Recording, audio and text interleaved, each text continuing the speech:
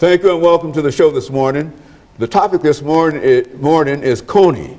And of course we have with us to talk about KONY, Dr. LMadu1, our resident African expert. And of course, Dr. LMadu1, let me welcome you to the show. And let me say that when this topic was first suggested, we were not sure in terms of the kind of information, because we've heard a lot about this individual KONY over the last several weeks in a real sense.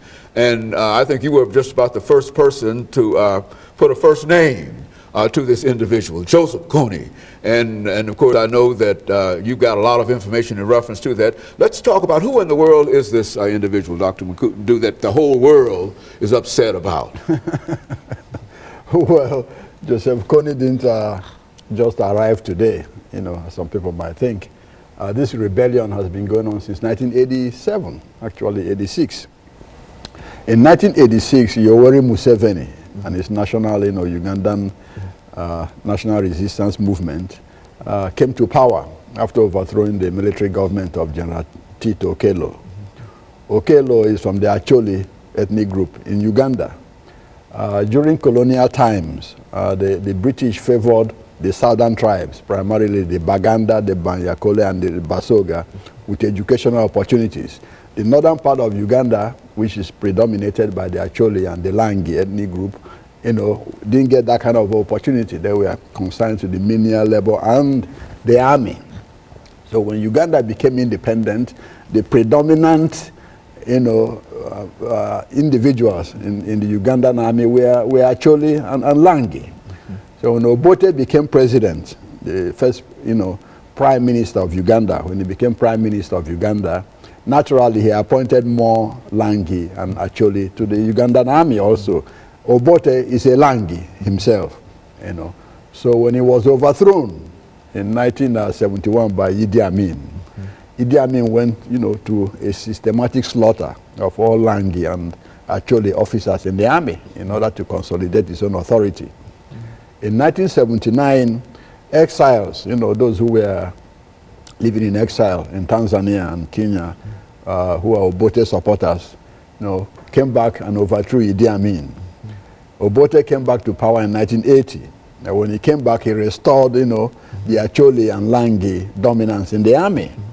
Now, in 1985, Obote was overthrown by General Tito Okello, who is an Acholi, and his, fellow ethnic man, General Basilio Olara Okello. The problem was that they complained that Obote did not appoint, an Acholi as army chief. After the first army chief, General Oyito Ojok, died in a helicopter crash. Oyito Ojok is a Langi, like Obote. So they were upset that when that army chief died, Obote appointed another Langi from his ethnic group, a guy called General Smith up on Achak, as army chief. So Basilio Olaro Okello and Tito Okello, who are leaders of the Acholis in the army, overthrew Obote, in 1985. Prior to that time, Museveni has been fighting Obote's, regime already, in the bush. So in '86, Museveni came to power, eventually, with his national resistance movement, and overthrew Tito Okello, and started purging the Acholis and Langis in the army, and there was a kind of retribution against the Acholis. In steps in Miss Lakwena. Lakwena is an Acholi. She formed what they call the Ghost Mobile Army, to fight against Museveni and protect the Acholi. She was defeated. She fled into exile in Kenya. Here comes in Joseph KONY to replace her. Okay. Joseph KONY comes in with his Lord's Resistance Army with three agendas. A, to overthrow the government of Yoweri Museveni. 2, to rule Uganda according to the 10 commandments. And 3, to restore Acholi pride. And so KONY really has a real reason for being there, but he's there after all kinds of chaos and all kinds of government changes. You mentioned Idi Amin and all of the slaughters and etc.